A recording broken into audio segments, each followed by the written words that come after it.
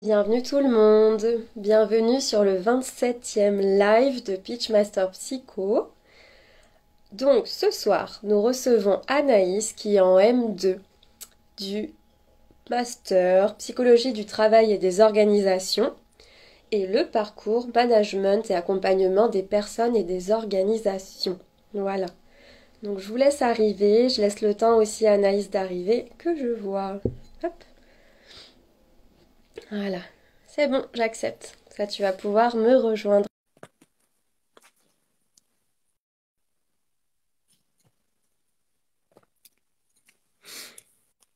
Bonsoir, salut. Bonjour Anaïs. Comment vas-tu? Super, et toi? Oui, ça va mieux. Écoute, si j'ai une quinte de tout, je mettrai juste mon micro en off. Voilà, Oui, voilà, je me montre ça. tout à fait. Bon, bah écoute, je suis contente de te revoir. Ça fait un petit moment là maintenant qu'on s'est vu. C'était en 2021, Ouais, effectivement. ouais, c'était pour la sélection. J'ai l'impression que ça fait 1000 ans, mais au final, on est en M2 maintenant et je me rends pas trop compte, mais bon.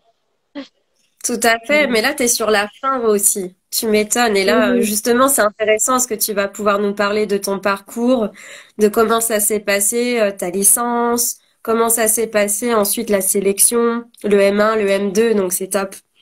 ouais, C'est ouais, bien super. sûr. Bon, ouais. Bon, alors, qu'est-ce que tu aurais envie de nous dire pour commencer? Peut-être en licence, ou peut-être ce qui t'a amené à la psycho. Ça peut être sympa aussi. Ouais, je pense, ouais. Donc, d'abord, ce qui m'a amené en psycho, en fait, je savais pas trop quoi faire donc au lycée. Et j'hésitais entre soit les beaux-arts ou soit la psycho. Et donc, Hmm. j'avais vu une conseillère d'orientation qui m'avait dit, bah, tu peux combiner les deux en faisant de l'art-thérapie. Donc, je me suis Ouais, tout à dit, fait. trop intéressant, je vais faire ça. Et puis, donc, je suis partie dans cette direction. Elle m'avait quand même conseillé de faire la licence de psycho et ensuite de me former plus tard à l'art-thérapie parce qu'à ce moment-là, il n'y avait pas trop de formation pour l'art-thérapie en France. Hmm. Donc, du coup, je suis partie en psycho et finalement, au fur et à mesure, j'ai découvert bah, tous les enseignements et toutes les matières. Et je crois que c'est en L2, en fait, j'avais comme projet déjà de vouloir partir à l'étranger. Et Ouais. par rapport à donc, Bruxelles, et finalement, j'ai découvert donc la psychologie sociale et du travail qui m'a beaucoup plu. Hmm. Et j'ai décidé donc de faire un Erasmus à Bruxelles et de choisir que des matières en lien avec ces matières-là, avec la psycho du travail et la psychosociale. Ok, mais ça c'est top parce que finalement, voilà, t'es parti avec cette idée de je vais faire de l'art-thérapie et en fait, tu t'es quand même laissé des portes ouvertes pour Mhm. explorer un peu les autres thématiques qu'il y a en psycho. Tu as fait ta licence à Rouen, c'est ça? Oui, c'est ça, ouais. À Rouen, donc les 3 ans, sauf un semestre à l'ULB à Bruxelles. Ok. Et alors, comment ça s'est passé à Rouen, ta licence? Qu'est-ce que tu as aimé dans la fac, un peu moins aimé? Ok. Alors, dans la fac, déjà, je trouve ça difficile d'arriver à la fac parce qu'on connaît personne et c'est très, très théorique. Et c'est vrai qu'il Hmm. faut quand même s'accrocher, surtout en première année, je m'en souviens, enfin, j'allais en cours, mais je prenais ça un peu à la légère, je révisais pas trop les Hmm. partiels. Et quand ça m'est tombé dessus, ben, j'ai Ça compris qu'il arrive, fallait oh. travailler. Ouais. Ouais. Donc ça, c'était un peu compliqué. Après, j'ai vite compris qu'il fallait être organisé et donc je pense que c'est ça qui a fait ma force, c'est que je suis quelqu'un de très organisé. Donc j'ai Ouais. vite fait des fiches, planifié mes révisions, etc. Et Ça, c'est génial. ouais, Hmm. et je pense que c'est vraiment ça qui m'a permis d'avoir un fil rouge toute ma licence et pendant mon parcours. Et ensuite, j'ai bien vécu la licence, mais c'est vrai qu'il y avait des matières. En fait, c'est une fac très psychanalyse, Rouen. Hmm. Donc, Ouais, c'est bon à savoir, parce que c'est vrai que parfois les étudiants postulent, même avec Parcoursup, en sortant du bac sans trop savoir ouais, les différences entre les licences de psycho. Ok, donc très psycha, ouais, Rouen, très ça marche. psycha. Donc, j'avais énormément de cours de clinique sur Freud, sur Lacan. Enfin, vraiment, c'était intéressant, mais en fait, je, Très je ne poussé. connaissais pas du tout tout ce qui était TCC, enfin d'autres courants en fait, par exemple. Ouais. Donc ça, Mhm. c'était quand même intéressant parce que les profs qu'on avait, par contre, étaient très compétents. Donc Mhm. ça, c'était chouette, c'est qu'ils étaient vraiment passionnés par ce qu'ils disaient. Et franchement, on a eu que des bons profs avec vraiment Super. vraiment des passions et tout, et beaucoup de profs Ouais. dans toutes les matières. Enfin, surtout clinique et travail social, on a vraiment, je sais pas, on avait une dizaine de profs à chaque fois. Enfin, c'était vraiment Mhm. très détaillé et on rentrait vraiment dans des subtilités, donc ça, c'était chouette. Super. Oui, donc du coup, là, tu as un grand bagage de psycha, même si toi, ça t'intéresse moins. Ouais, c'est Mais ça. alors, du coup, finalement, tu as réussi à switcher dans tes études vers la thématique qui t'intéressait, celle de la psychologie du travail, via Bruxelles, alors. Ouais, c'est ça. En fait, quand je suis partie à Bruxelles, bon, bah, c'était l'inconnu. En plus, j'étais qu'en deuxième année, donc il m'avait pris Ouais. que C'est tôt. sur la L1, donc j'étais un peu stressée. Et au final, en fait, déjà, c'est pas du tout la même manière d'enseigner là-bas. Enfin, c'est pas descendant comme en France, je dirais. Mhm. C'est plus un partage de connaissances. Super. Et en fait, on arrive déjà avec le cours écrit. Et à ce moment-là, Mhm. on fait plus des questions-réponses. Et c'est là où je me suis dit, ah ouais, bah c'est quand même différent. Et j'ai beaucoup plus Mhm. appris en 6 mois qu'en un an et demi, quoi, entre guillemets. Ouais, c'est incroyable. En France, c'est vrai que, enfin, tu vois, là, moi qui ai l'habitude de travailler avec beaucoup d'étudiants en psychologie en France, quasiment toutes, malheureusement, les universités ont cette manière-là un peu descendante de nous enseigner les cours, alors qu'au Canada, en Belgique, c'est pas du tout la même. C'est assez incroyable. Ouais, ouais, Et carrément. d'ailleurs, les personnes qui nous écoutent, n'hésitez pas à participer. S'il y en a justement qui sont dans ta classe, Anaïs, ou voilà, enfin, n'hésitez pas à dire aussi ou à poser des questions, bien sûr. Ouais, Vous ouais, faites quand vous carrément. voulez, hein. C'est vraiment en même temps. Ouais. Allez-y à fond. Tania, je sais pas si t'es encore là, mais en tout cas, n'hésite pas parce que elle, par contre, elle vient de Lille, donc elle a pas eu la même sélection que moi, mais voilà. Ouais, bah génial, carrément. Pareil, on avait eu des questions que je te poserai un peu après au moment du Mhm. master. Ouais, Ok, donc là on est à Bruxelles. Donc c'est c'est ça. très différent, des cours beaucoup moins descendants, on va Mhm. dire, dans l'enseignement. Qu'est-ce Voilà. que tu as aimé là-bas? Bah déjà, les gens sont plus gentils, j'ai envie de dire. Enfin, en fait, ils viennent nous Ok. parler en amphi. Moi, je sais que j'étais totalement perdue et je m'en souviens, mon premier jour, j'étais toute seule et il y a quelqu'un qui est venu me voir et qui m'a dit, ah, mais t'es en quoi? Tu veux faire quoi après? Et Mhm. elle est restée avec moi. Et en fait, il y a beaucoup de partage de cours. En fait, il n'y a pas du tout de compétition comme en France. Waouh, génial. Partage les cours. Je m'en souviens, en plus, moi, je Enfin, suis tombée au moment du Covid, donc j'ai dû rentrer, enfin, j'ai dû faire les cours en visio. Bon, c'était dommage pendant mon Erasmus, mais je m'en souviens que déjà, il ouais. était très organisé. Il n'y a même pas eu enfin, on n'a pas loupé un seul cours, en fait. Tout a été organisé rapidement. Mhm. Et les profs étaient super mignons. Enfin, je m'en souviens, ils nous avaient fait des examens plus faciles. Ils nous faisaient des Mhm. QCM en ligne pour qu'on s'entraîne. Et donc, il y avait C'est vachement chouette. d'entraide. Mhm. Ok. Et Ouais. donc du coup, oui, donc t'es resté environ, oui, 4 à 6 mois là-bas. Et Mhm. donc quand t'es revenu à Rouen pour ta L3, tu t'es spécialisé dans quelque chose en arrivant? Alors, on avait le premier semestre qui était encore commun. Ok. Donc là, il était très dense parce qu'on avait beaucoup d'enseignements justement pour pouvoir faire notre choix après. Et Ouais. c'était vraiment, enfin la L3 vraiment, moi j'ai pas un très bon souvenir parce que bah on est assommé de travail. Enfin c'est horrible. Je sortais plus. Moi je faisais que à la bibliothèque et travailler tout le temps quoi. Donc là, je m'en souviens, C'est vrai que la c'était terrible. L3, c'est une période extrêmement difficile. Là, je le vois Mhm. aussi avec les coachés que j'accompagne actuellement dans le programme Sélection Authentique. C'est très, très dur, comme tu disais, en fait, bah, de s'organiser. Et c'est vraiment la clé quand on est étudiant. Mhm. L'organisation, rester motivé et se reposer. Se reposer aussi pour que le cerveau, il puisse bien mieux garder, en fait, les infos Mhm. qu'on ingurgite. Ouais, c'est ça. Et puis en même temps, tous les choix à prendre par rapport à ce qu'on veut faire après, c'est très stressant comme période. Et enfin, en tout cas, à Rouen, je trouve qu'on n'était pas assez prévenu par rapport à la sélection. Même en L1, Mm. j'en avais jamais entendu parler. Ouais. Enfin, vraiment. C'est le cas dans beaucoup de facs. C'est vraiment le cas dans beaucoup de facs. C'est assez incroyable. Mhm. La méconnaissance ou juste le temps qui n'est pas donné, en fait, pour les étudiants pour pouvoir mieux comprendre tout ça. C'est souvent donné au dernier semestre ou à la fin du cinquième semestre de la L3 et c'est presque trop tard. Oui. Mhm. Donc, Donc Ok. bah là, bon, j'avais quand même anticipé un petit peu à la fin de la L2, je crois que, enfin, j'étais quand même au courant qu'il y avait une sélection, mais je m'étais dit, bon, bah, on verra ça en L3. Et en L3, je me suis rendu compte que bah, ça allait arriver très vite, surtout qu'il y a le stage à trouver, etc. Donc, c'est encore un truc en plus à Ouais. trouver. Il y Donc, a le terre aussi à écrire. C'est beaucoup de stress, la L3, effectivement. Mm. voilà. Donc, je me suis spécialisée au deuxième semestre. Ok, d'accord. Et donc, tu as appris psychologie du travail ou c'était un autre nom? À Rouen, c'est ingénierie psychosociale et psychologie du travail. C'est un truc un peu plus Mm. social que travail, mais d'ailleurs, c'est pour ça que j'ai changé de D'accord. vie aussi. Parce que du coup, cette spécialité-là, elle t'intéressait moins que la psychologie du travail, c'est ça? Ouais, en fait, En quoi est-ce que tu les différencies, toi? à Rouen, c'est très axé social, donc on voit plus tout ce qui est dynamique de groupe. Après, c'est très intéressant, mais moi, je trouvais ça moins concret en fait, parce qu'au final, il n'y a pas trop de Ouais. débouchés en psychologie sociale pure et dure.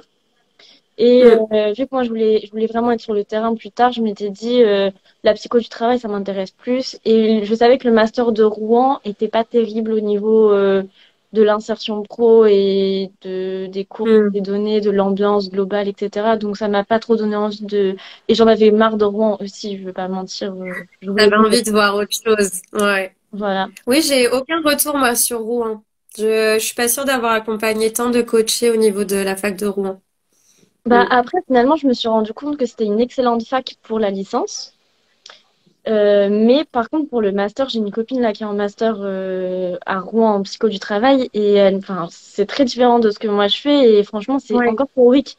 C'est hyper théorique. J'en parlerai plus tard du master à Lille, mais j'ai l'impression qu'elle est encore en licence, quoi.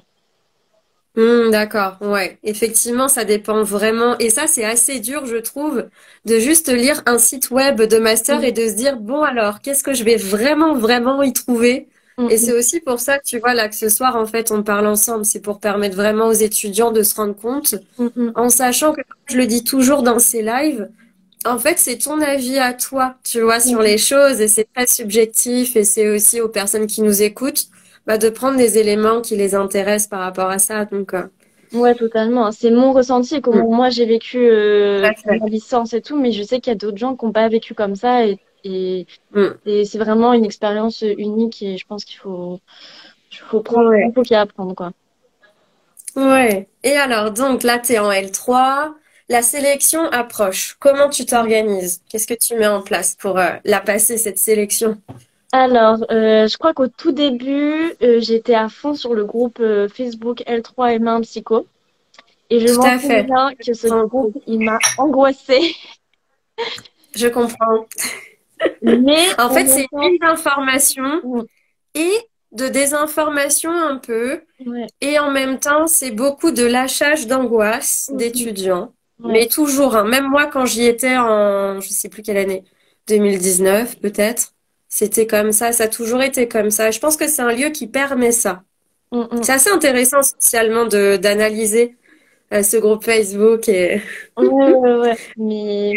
Mais en vrai, j'ai trop aimé ce groupe parce que je m'en souviens, c'est comme ça que j'ai trouvé les personnes que j'ai contactées. Parce que Hmm, j'ai discuté avec beaucoup de personnes justement qui étaient dans les masters que je voulais intégrer. Donc, super, c'est bien de faire ça. ouais, je sais plus comment j'ai choisi les masters, mais en fait, au début, j'avais une liste énorme. Je crois que j'avais 20 masters. J'avais sélectionné Hmm. 20 masters et puis je me suis dit, non, mais je vais pas faire 20 candidatures. Enfin, c'est un boulot impossible. Et en plus, ça va être pourri les candidatures que je vais faire. Mais Donc, ça, c'est top que tu le dises en live parce que mm, je parlais encore avec une étudiante tout à l'heure qui me disait, voilà, je postule à 15, je suis sûre mm, de moi, je veux les 15. Et je lui ai dit, non, ne fais pas ça, postule à moins. Mais c'est difficile parce qu'avec le stress, on a envie de postuler à beaucoup plus, oui, en fait. oui. Mais bon, après, en fait, on se fait rattraper par le temps et par les autres travaux qu'on a à rendre. En fait, moi, juste techniquement, c'était pas possible. J'avais pas le temps et l'énergie pour. Donc, je me suis dit, il faut que je fasse moins.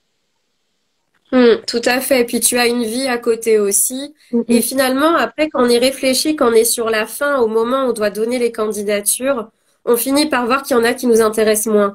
À force de travailler aussi les dossiers, il y en a certains où on se dit, en fait, je vois pas trop pourquoi là je veux postuler finalement. Ça m'a Mm. fait tellement ça. En fait, j'avais un tableau, je m'en souviens, j'avais fait un tableau Excel avec le nom des masters. le Ouais. lien vers les plaquettes et tout. Et en fait, en faisant la lettre, je me suis dit, mais en fait, c'est pas ce que je veux faire, quoi. C'est génial. Et j'ai Donc, plus pris de tu l'as master. pas fait. Non, Ouais, j'ai plus pris de génial. master. C'est ce qu'il faut.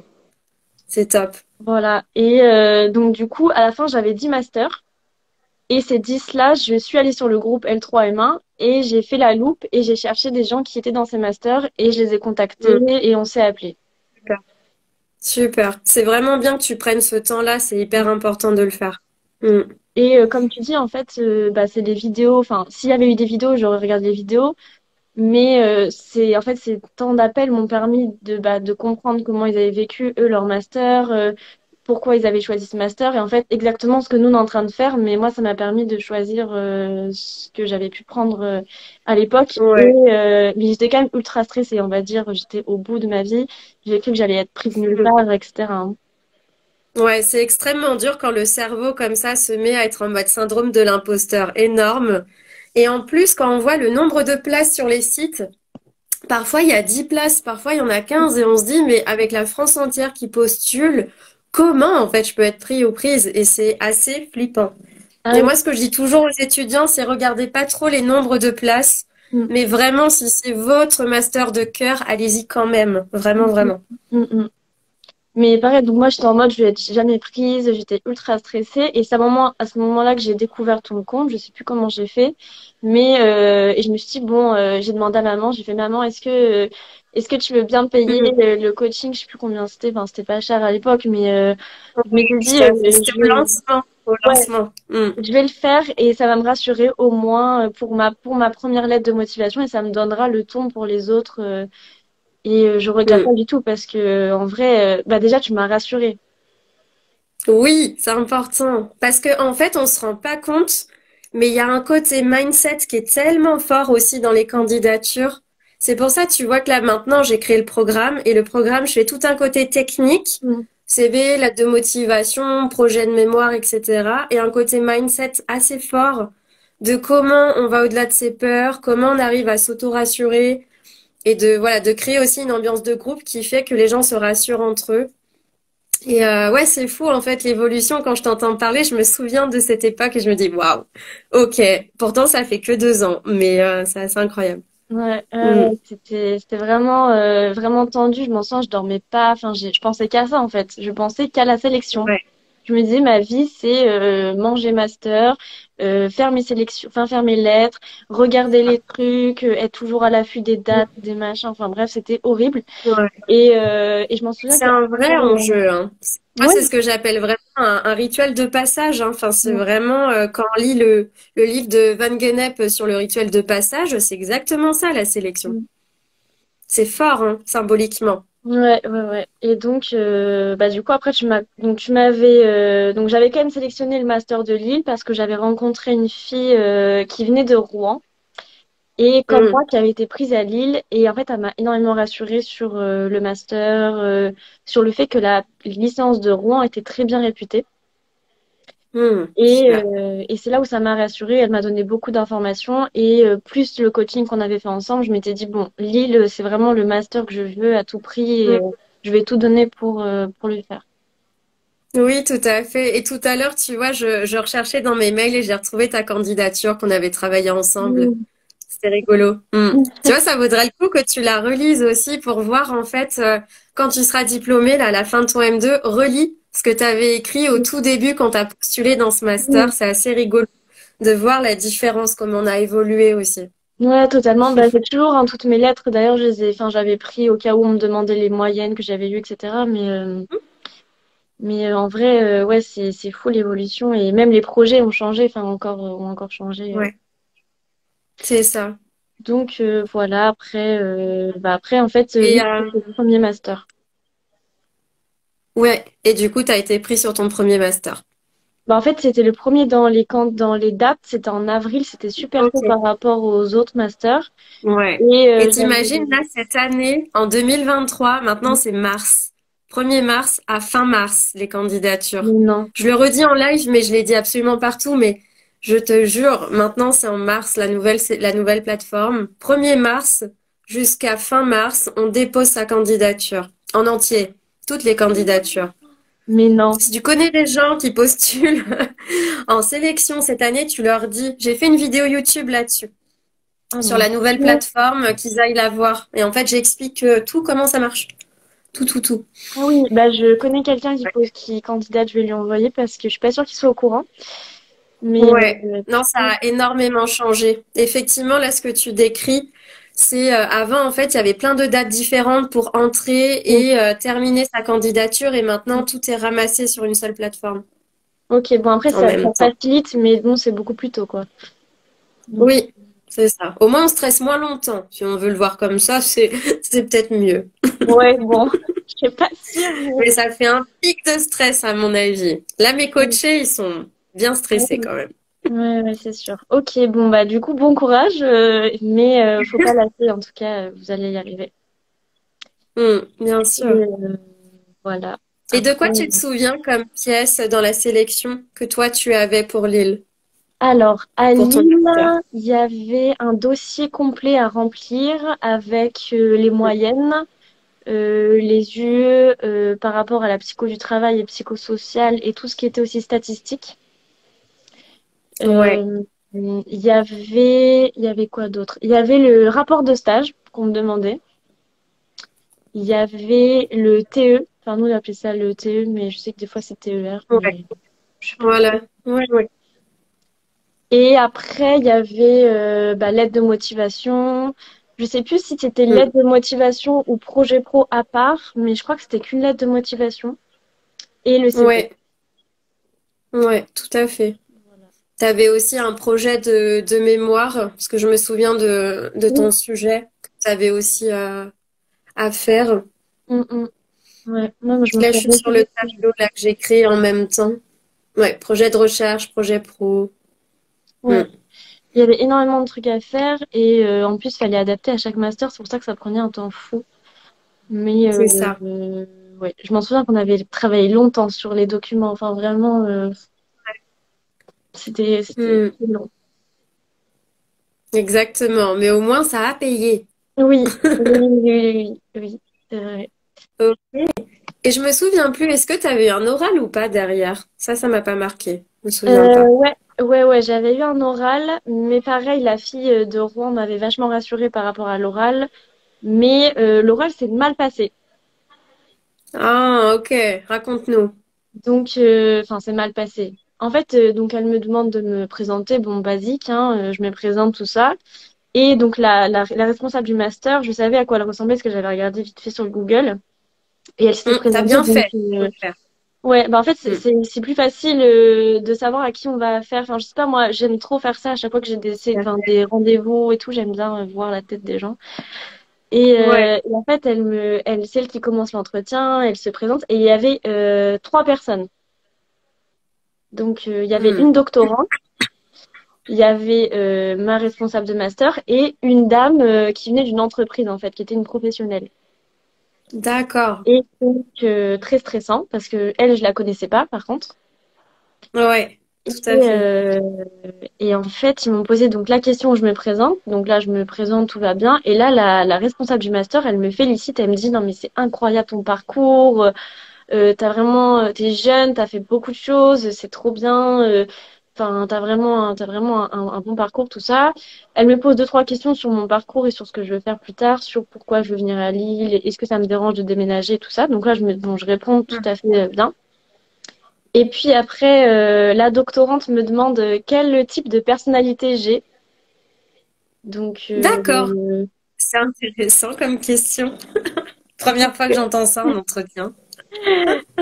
donc là, je sais plus ce que je réponds, mais j'ai plus ce que je réponds, on Hmm. s'est passé, quoi. Et en fait, après coup, j'ai su qu'elle faisait sa thèse sur les trucs de personnalité, sur les biais de jugement, etc. Donc, je pense que c'était lié un peu lié à sa Ok. thèse. Hmm. Et la dernière question qui m'a tuée, c'était la dame de l'entreprise qui me demande, mais comment vous allez intégrer l'art-thérapie dans la psychologie du travail? Parce qu'en fait, dans ma lettre de motivation, j'avais parlé de l'art-thérapie parce que c'était pour ça que j'avais été Ouais. en psycho. Et là, je lui dis, c'est pas parce que mon projet a changé, et je pense pas que, enfin, je vais faire ça. Enfin, en tout cas, je sais plus ce que je lui ai dit, mais Hmm. en tout cas, je lui ai dit, bon, on verra bien peut-être dans des atelier en individuel si je me forme après le master. Et là, Ok.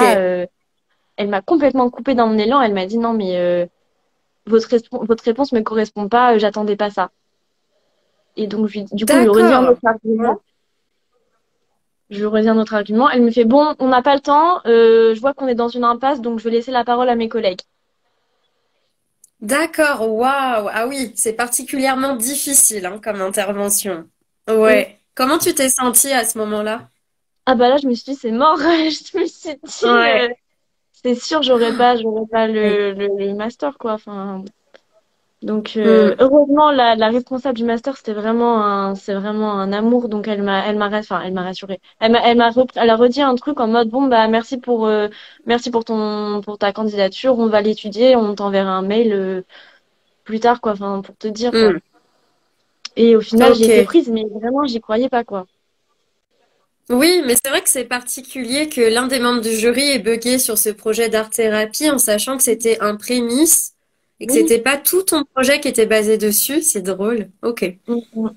Ouais, j'ai du mal à comprendre aussi son intervention, mais et très tranchant comme ça arrive pas souvent dans les entretiens.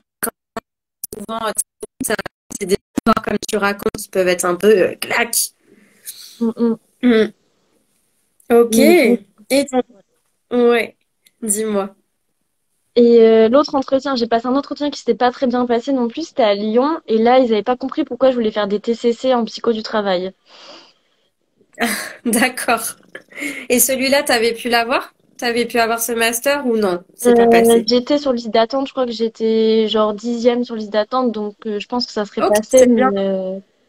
Ouais.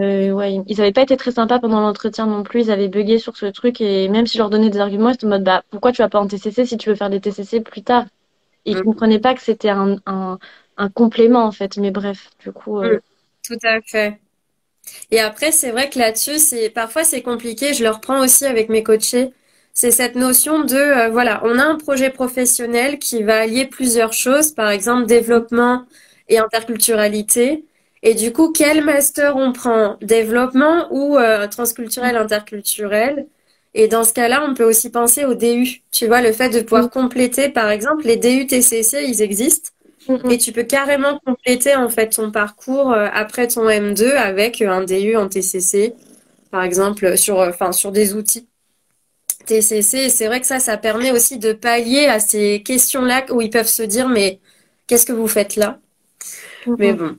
Et tes notes, comment elles étaient en licence? J'ai pas posé cette question-là.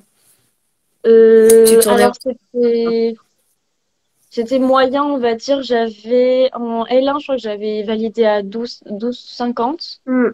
En, Ouais. en, en deuxième année, je crois que j'étais à 13. Et par contre, en L3, j'avais eu des meilleures notes. Je crois que j'avais eu 15 de moyenne enfin, global, au 15 et demi, un truc du style. Ok, ça c'est toujours bien et c'est vrai. Au niveau des jurys, ils aiment beaucoup quand ils voient que les étudiants, au niveau de leurs notes, progressent. Mm, mm, C'est-à-dire même si tu commences par exemple et tu redoubles ta L1, c'est pas grave parce qu'on sait que comme tu disais tout à l'heure, passer du lycée à l'université c'est extrêmement difficile, c'est un autre système. mm, Mais tant que les notes montent, même si ça ne monte pas très fort, ça reste vachement bien. Et ça, le jury le voit. mm, mm. Ça implique davantage dans ces moments-là. Ouais. Ok. Alors, du coup, je vais reprendre en même temps, j'en profite pour prendre les questions de Emma hein, que tu dois connaître, qui avait Oui. posé des questions sur le master. Et elle m'avait dit, après toutes ces questions, voilà, moi, c'est ce que j'aurais aimé qu'on me dise avant que j'entre dans le master. Donc, j'en profite.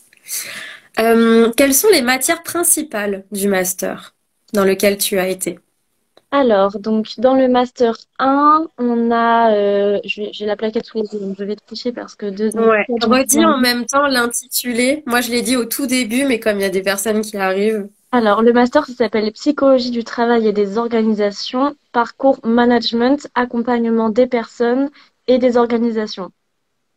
C'est tellement long. C'est quoi votre acronyme? PTO MAPO. J'adore. Ok, d'accord.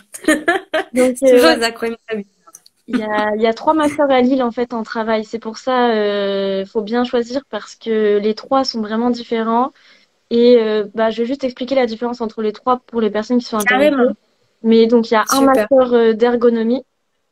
Donc là, c'est de la psychologie du travail, mais avec une casquette ergonome. Donc là, les personnes qui font ce master vont avoir la double casquette psychologue du travail et ergonome. Donc ça peut être Ouais. cool. C'est vraiment un plus sur le marché du travail. Ensuite, il y a le master COAT. Donc ça, par contre, je sais pas ce que c'est dire COAT, mais en gros, eux, ils sont plus dans l'approche individuelle. Donc Ok. là, ça va plus être du conseil, tout ce qui est bilan de compétences. C'est vraiment plus un aspect individuel, ouais. Et le master que moi je fais, c'est MAPO. Donc là, on est plus sur Hmm. l'individuel et l'organisation. Ok.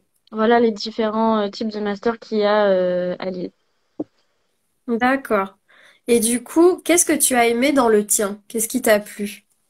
Bah moi du coup c'est justement ce regard un peu sur les deux parties qu'on avait donc individuel et organisationnel et en fait je voulais avoir vraiment un plus un regard systémique pour régler un problème dans l'entreprise. Je pense que c'est utile, enfin, d'après moi c'était utile de prendre en compte l'individu et l'organisation et Hmm. par rapport aussi aux enseignements qui étaient il y avait beaucoup de et des professionnels de terrain et je trouvais ça hyper intéressant d'avoir leur point de vue, leur expertise. Donc c'est pour ça que j'avais choisi ce master. Ouais, c'est top. Ça, c'est bien, effectivement, quand il y a une dimension où il y a, ok, les profs de la fac avec la théorie, mais il y a aussi vraiment des intervenants professionnels qui parlent de comment ça se passe sur le terrain. Et Ouais. ça, c'est les masters en général, quand même, essaient de privilégier ça et c'est top. Est-ce que tu te Mm. souviens d'un intervenant en particulier ou d'un cours d'un intervenant qui t'a marqué, que t'as beaucoup aimé? Ouais, je m'en souviens, je sais pas si je peux dire son nom, mais elle s'appelle Fanny Ardant. Donc c'est une psychologue Ok. du travail qui est incroyable. En fait, elle a fait un master de psychologie clinique en premier. Elle avait fait que le M1. Et après ça, elle a refait, donc elle a travaillé un peu, je crois, en clinique. Enfin, elle a pas, non, elle a pas travaillé en clinique. Elle a fait une pause, puis elle a fait un DU sur les risques psychosociaux. Et finalement, elle Hmm. a refait un master 2 de psychologie du travail. Ok, Et c'est intéressant. ouais, et elle a un parcours super complet du coup. Et en fait, elle a un cabinet depuis je sais plus combien de temps.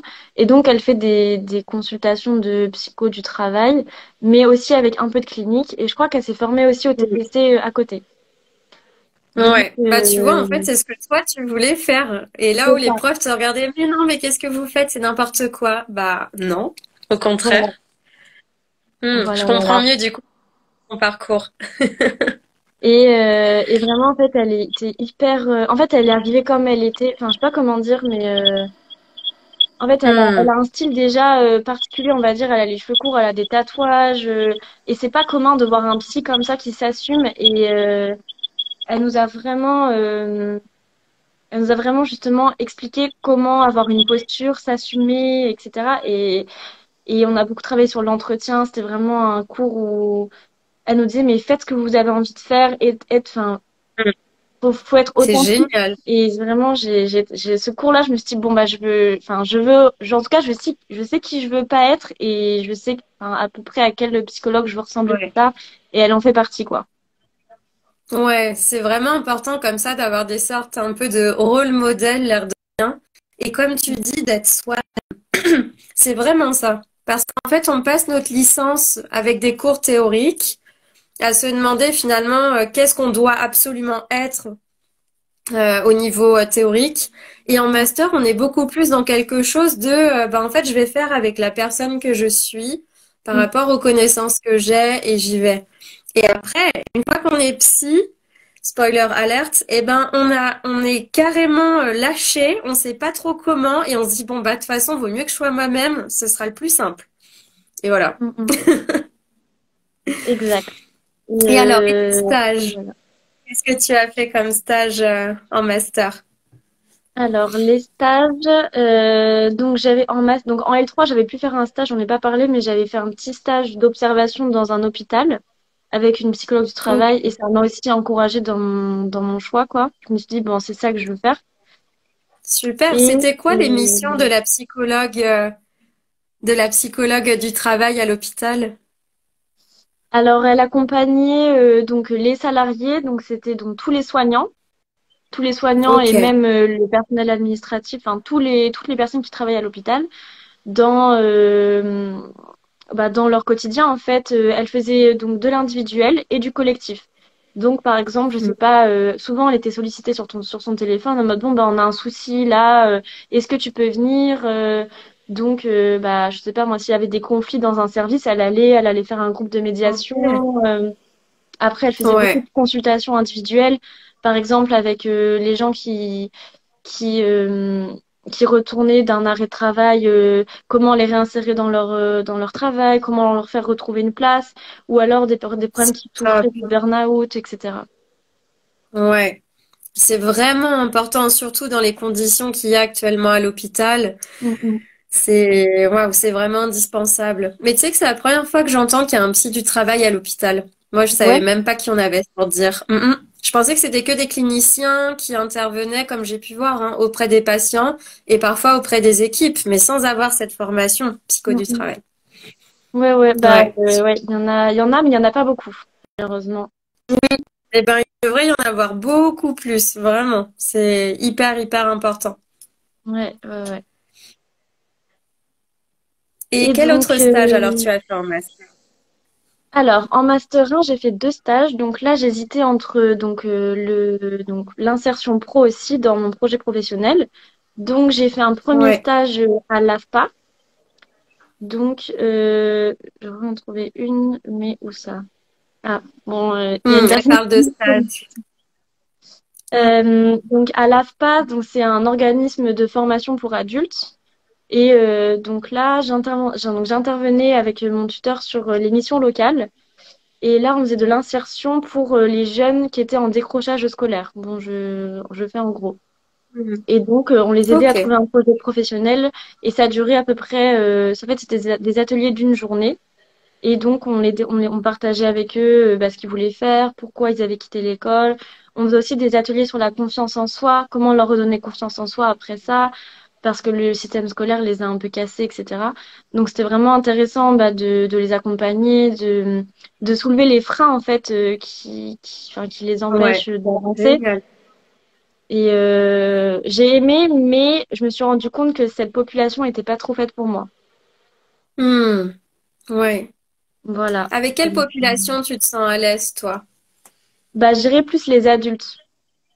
Ok. Ouais, le Voilà. côté ado, Donc, le effectivement. côté ado, c'était compliqué pour moi à gérer. Donc, c'est pour ça que j'ai fait un deuxième stage pendant le M1. Et là, c'était toujours dans l'insertion. Et là, c'était au SCJE. Donc, c'est le service de contrôle judiciaire et d'enquête de Lille. Donc, c'est rattaché au tribunal. C'est une association, en fait. D'ailleurs, il y en a plusieurs en France si les personnes sont intéressées. Et ils prennent beaucoup de stagiaires. Mhm. Ah, génial. Ouais. Redis l'acronyme S SCJE. Je vais l'écrire si tu veux. S-I-E. Ouais, vas-y, vas-y. SCJE. S-J-E. Ok. SCJE. S-C-J-E. C'est bon, Voilà. là. Et donc là, j'ai fait donc de l'insertion de personnes sous main de justice. Donc, c'est des personnes qui sont en attente d'un jugement, donc ont commis plus des délits. Hmm. Et donc, il y avait beaucoup de personnes qui avaient commis des violences conjugales, par exemple. Et donc, je les accompagnais en entretien individuel pour les remettre vers l'emploi en attente de jugement. Donc, ils savaient. Donc, c'est compliqué parce que ils sont dans un mindset où ils savent même pas s'ils vont être condamnés ou pas ou pourquoi. Donc c'est Ouais, compliqué. Il y a tout beaucoup à fait. de psycho à faire et c'est Hmm. trop bien. Moi, j'ai trop aimé en tout cas ce stage. Et j'ai aussi fait dans ce stage une grosse partie d'ailleurs. En fait, je me suis rendu compte qu'il y avait pas mal de conflits dans l'association avec les salariés. Donc, en partenariat avec la chef de service, je lui ai proposé de faire un diagnostic des risques psychosociaux dans la structure. Ok, Donc, ça, super. c'était un gros travail parce que j'ai fait des Ouais. entretiens avec les salariés, j'ai fait un questionnaire, une enquête en fait sur tous les salariés. Bon, ils étaient pas beaucoup, ils étaient une trentaine, mais en fait, il y avait Quand beaucoup même. de soucis quoi. Et en fait, Ouais. c'était vraiment intéressant parce que bon, j'étais un peu toute seule parce que mes profs m'ont pas trop aidée malheureusement, puisqu'ils étaient débordés. Hmm. Mais Et j'ai ta appris maître beaucoup de de choses. stage ou ton maître de stage? En fait, j'avais pas de psychologue dans cette structure. Hmm. Et J'avais t'avais une personne référente qui avait signé la convention quand même, mais peut-être c'était quelqu'un qui était un peu occupé. En fait, Ouais, c'était ouais. juste pour signer. Bah, Hmm. normalement, ma responsable de master devait m'encadrer, sauf qu'elle était en arrêt maladie à ce moment-là. Donc, Ouais, pas de chance. ouais. Donc après, je me suis Hmm. débrouillée, mais avec mes collègues et les ressources qu'on a, en vrai, ça a été, mais c'était pas facile quand même. Ouais, tant mieux. Mais tu avais quand même en master un cours qui s'appelle supervision de stage, choses comme ça? Euh, Bah, normalement, dans les Pas- faits, on doit l'avoir, mais on va dire que, bon, on a eu Hmm. un rendez-vous, quoi. Donc, bon, c'est assez Ah minime. oui, d'accord. Oui, parce qu'en général, c'est vrai que dans les masters, c'est quasiment une fois par semaine, on est obligé d'y aller. Ok, donc pas à Lille. Non, bah, en tout C'est cas, bon pas à dans mon savoir. master, pas dans mon master. Je, Ouais. en psycho de la santé, tout ça, je sais qu'il y a, enfin, en clinique et tout, mais dans le nôtre, Ok, c'est c'est, dommage. Du ouais. coup, c'est un vrai manque, parce que c'est vraiment important d'avoir des supervisions dans ces moments-là. Ouais, totalement. Hmm. Bah, c'est vrai que moi, ça m'a manqué énormément. J'étais vraiment à un moment bah, un peu sous l'eau, quoi, parce Ah que ouais. je me suis pas trop Hmm. rendu compte de ce que je faisais. En fait, je me suis dit, bon, je vais me lancer dans ça et on verra. Et là, j'ai cours sur, bah, en gros, c'est un audit social que j'ai fait dans la structure. Oui. Ça demande des mois et des mois, hein. Donc, moi, j'ai fait ça Oui, oui, en un c'est mois, un quoi. énorme travail. Donc, La vache. Ok. voilà. Heureusement que tu es bien organisée et persévérante, hein? Ouais, bah, au moins, ça Mais m'a au moins, appris c'est des une choses. super expérience. Et Oui, ouais, voilà. carrément. Voilà. Ok. Et donc en M2, du coup, là, actuellement, qu'est-ce que tu fais comme stage? Alors, j'ai pas encore commencé le stage, mais j'ai trouvé. Déjà, c'est déjà une bonne chose. Oui, c'est C'est tellement pas compris. facile. Mm. Hmm. Et donc, c'est dans un cabinet de consultants en santé au travail. Ok, Dans, super. Et ouais. donc là, c'est que des psys du travail ou médecins ou comment Alors, c'est? donc il y a des psychologues du travail. On est trois psychologues du travail maintenant. Hmm. Et il y a des personnes qui font aussi du recrutement. En fait, on a un cabinet un peu pluridisciplinaire. Ils font aussi le recrutement du personnel soignant. En fait, on n'agit que dans le Hmm. secteur médico-social et sanitaire. Et, Ok. et donc, donc il y en a une partie qui font recrutement des médecins. En fait, on est un peu des sous-traitants de l'hôpital, entre guillemets. Et on peut répondre à des appels d'offres par rapport, par exemple, des projets sur analyse de la QVT, audit social, organisationnel sur des structures, Ouais. plein de structures. Donc, c'est hyper Hmm. intéressant, c'est très varié. Et moi, je vais faire les deux missions, recrutement et RPS, enfin, santé au travail. Ok. Et QVT, c'est qualité de vie au travail? Ouais, c'est ça. C'est ça. Ok. Et du coup, là, la question qui me vient, c'est finalement pour toi, c'est quoi la différence entre RH et psychologue du travail quand tu recrutes? Alors, Finalement. quand tu recrutes, alors, bah, en fait, l'objectif normalement du psychologue du travail, c'est d'avoir un regard un peu plus individuel sur la personne et pas vraiment la prendre juste parce qu'elle correspond au poste, en fait. Ça serait. Après, moi, je suis pas trop calée en recrutement parce que j'en ai pas fait encore dans mes stages, mais on a beaucoup de cours dessus. Mais je dirais que, en fait, la différence entre un RH et un psy, c'est que le psy, déjà, il a des outils, bah, il a des outils comme les tests de personnalité, Ouais, d'aptitude, tout ça, ouais. qui sont valides à utiliser. Donc, c'est la Mm. grande différence avec les RH qui prennent des trucs sur Internet des fois. Mm. Et je dirais que si la différence, ben, c'est que, comment on pourrait dire? C'est peut-être dans l'approche aussi, Ouais, le c'est ça. profil psychologique, effectivement, qu'on Mhm. aurait davantage par rapport au RH où c'est plus travail, performance. Ouais, c'est ça, c'est Le ça. RH, j'ai l'impression que c'est aussi plus pour l'organisation, c'est finalement qui fitterait bien Mm, pour ce poste-là, pour que l'organisation se sente bien. mm, mm, Mais c'est ça. Et à puis, explorer. toute la posture aussi on est plus à même de dire, bon, bah, ce poste, il correspond pas parce que, bah, je sais pas, cette personne-là, elle se sent pas, enfin, elle va pas assurer sur ce poste, mais en fait, avoir aussi je sais pas comment dire, mais la posture de dire non, c'est pas possible, quoi. Mm. Mais je Et suis en pas la général, le psy, du posture. coup, il n'est pas tout seul alors. Le psy du travail face à la personne qui va être recrutée. Il y a par exemple un recruteur et le psy du travail à ce moment-là. Non, il y a que, en fait, le psychologue du travail, il peut être recruteur. Bah, d'ailleurs, Justine, qui est sur Ouais. le live, fait en ce moment du Ok. recrutement. Elle a quitté le master pour faire ça. Donc, Ok. elle va même en parler. Je sais pas si elle écoute maintenant, mais Ouais. Mais en tout cas, elle est chargée de recrutement et donc psychologue du travail, quoi.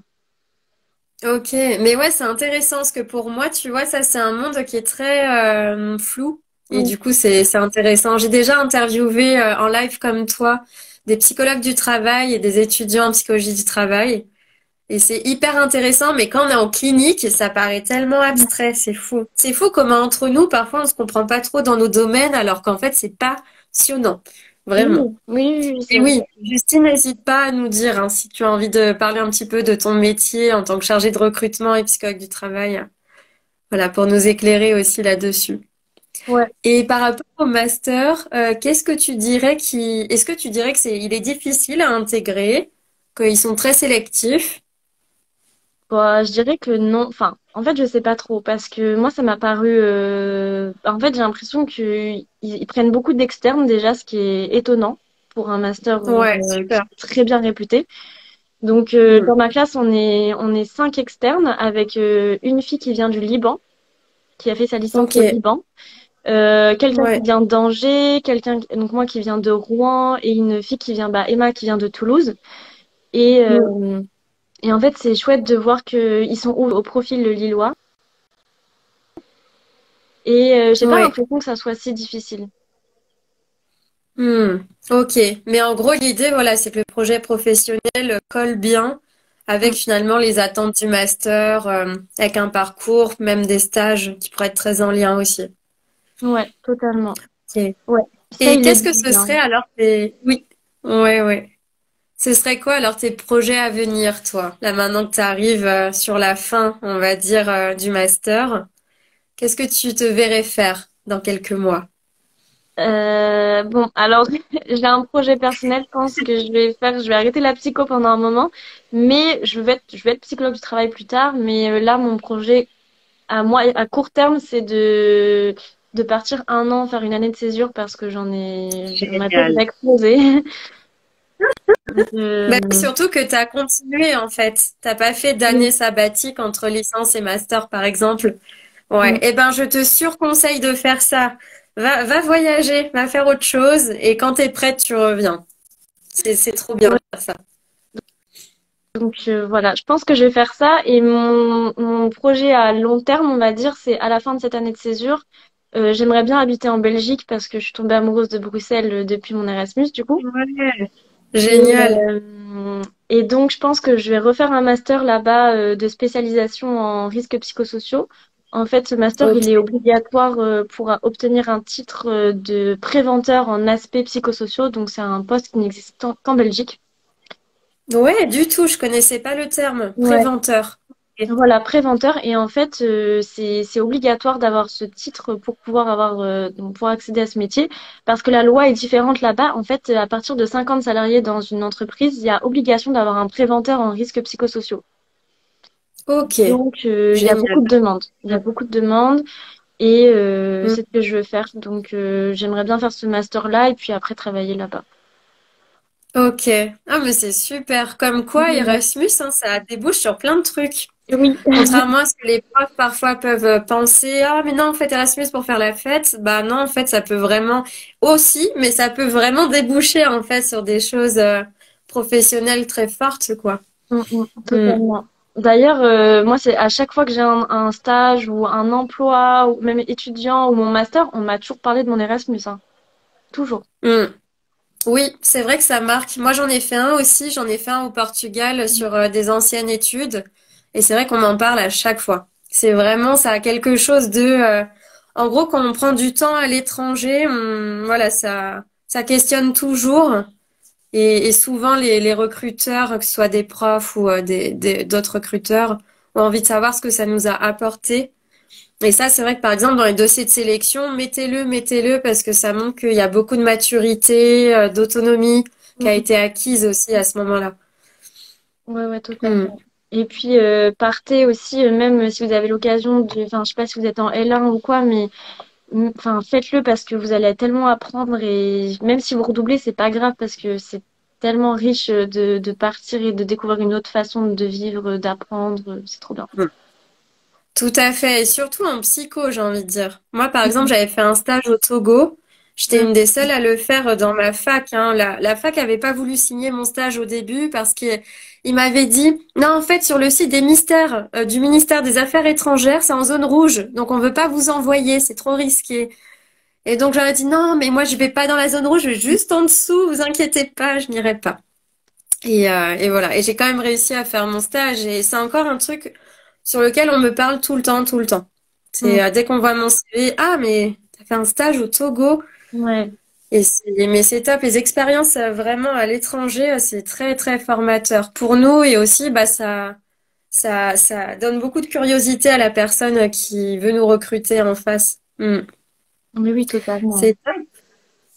Et pour terminer, qu'est-ce que tu dirais comme conseil que tu aimerais donner aux étudiants là qui vont passer la sélection et même ceux qui ont envie de rentrer dans ton master? Qu'est-ce que tu aimerais leur dire? Croyez en vous parce que vous allez y arriver. Vous êtes les plus forts et vous laissez pas avoir par le syndrome de l'imposteur qui malheureusement perdure même en master, même si je l'ai moins. Je sais que moi, ça m'a causé beaucoup de stress inutile. Et juste faites-vous confiance et faites ce que vous avez envie de faire parce que bah, c'est comme ça que vous allez réussir. Et si j'ai un conseil pour le master de Lille, ça serait de vraiment mettre en avant votre projet personnel et professionnel parce que en fait, c'est des gens très humains qui sont dans ce master. Enfin, en tout cas, moi, quand j'ai passé la sélection, je sais que c'est pour ça aussi que j'ai été prise, c'est que ils prennent beaucoup par rapport à la personnalité des personnes et en fait C'est ça. à l'ambiance du master qu'ils vont créer. Et je sais que, en fait, il faut vraiment être soi-même et mentez pas dans vos projets professionnels. D'ailleurs, ils nous l'ont dit, hein. On sait très bien que vous n'allez pas faire ça, hein, dans vos lettres de motivation. On sait très Mm. bien que vous n'allez pas faire. Mais juste, soyez vous-même et c'est le seul conseil que j'ai à dire. Vous inventez pas des projets, juste faites ce que vous avez envie de faire et même pendant les oraux, dites la vérité parce que dans tous les cas, ils vont le découvrir après. Donc, Mm. voilà. Tout à fait. C'est des super conseils que tu donnes, c'est très très important. Et c'est vraiment aussi cette notion de mais qu'est-ce qu'on gagne du temps quand on reste soi-même? Parce que quand on est refusé de certains masters, eh ben c'est pas plus mal. Parce qu'en après coup, si on connaît quelqu'un qui y est, on se rend compte qu'en fait, non, le master nous aurait pas du tout convenu. Mm, mm. Donc il n'y a pas de hasard. Moi, ça, je le vois avec des coachés qui n'ont pas été pris dans certains masters. Et maintenant, ils ne regrettent pas. Ils disent, mais en fait, c'est une aubaine, j'aurais jamais tenu dans un master comme ça. Mm. Donc c'est top. Et je suis super contente en tout cas de voir ton parcours. C'est vraiment cool de te retrouver 2 ans après et de voir Mm. fou, tout ce que tu as accompli. C'est génial. Bah, je m'étais dit, c'est sûr, dès que je vous lis, je fais le live parce que moi, ça m'a aidé. Donc, voilà. Franchement, n'hésitez pas, même les personnes, à m'appeler. Je suis toujours disponible. D'ailleurs, l'année dernière, j'avais fait, je crois, une cinquantaine d'appels avec des gens sur le groupe Facebook Mm, là, pour les aider parce que, en vrai, mm, c'est toujours utile d'avoir ça, même pour les stages, si vous voulez des idées d'endroits où postuler, je sais pas, mm. demander. Ouais, tout à fait. Oui, c'est ce que dit Éphéméride. Merci beaucoup pour les pistes. De rien, de C'est rien. clair. Ok, bah de toute façon, là, quand je vais mettre le live en replay sur mon compte, je vais t'associer dessus. Comme ça mettra le live sur ton propre compte. Maintenant, on peut D'accord. faire ça Ok. sur Instagram. Super. Donc comme ça, en fait, on verra directement ton nom et puis les personnes pourront venir te parler, voilà, par rapport à ton parcours. Tu pourras mettre mon Ok. mail aussi parce que vu que je suis en privé, j'ai peur qu'elle puisse pas me contacter, mais tu peux mettre mon mail, je te le donnerai tout à l'heure. Oui. Ouais, complètement. Je vais le rajouter comme ça. Voilà. Ok, super.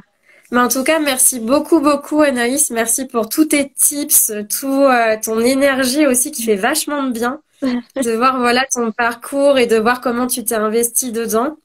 Et de montrer aussi que, bah, en fait, c'est pas facile, Mm. mais c'est possible. Oui, Et oui, c'est oui, ça, oui. en fait. Mm. Totalement, totalement. Et, et quand on a vraiment, vraiment envie, voilà, on se donne les moyens d'y arriver. On trouve aussi des solutions pour arriver là où on veut aller. Et je trouve ça génial aussi, ce côté authentique. C'est vraiment le mot là que j'ai envie de mettre sur ce Mhm. live, c'est authentique. Et Ouais, cette idée, voilà, en fait, plus t'es toi-même, plus tu te sens bien, plus t'avances. Et c'est top. exactement. Restez fidèle à vous-même et vous allez réussir comme ça. Exactement. Et ben, merci Ok. beaucoup. Merci d'avoir pris Mais ce je temps t'en aussi. prie. Merci à toi aussi, merci pour ton temps et tous les tips. Et écoute, ben on se dit à bientôt alors. À bientôt. Salut. Au revoir tout le monde. Salut Anaïs. Au revoir.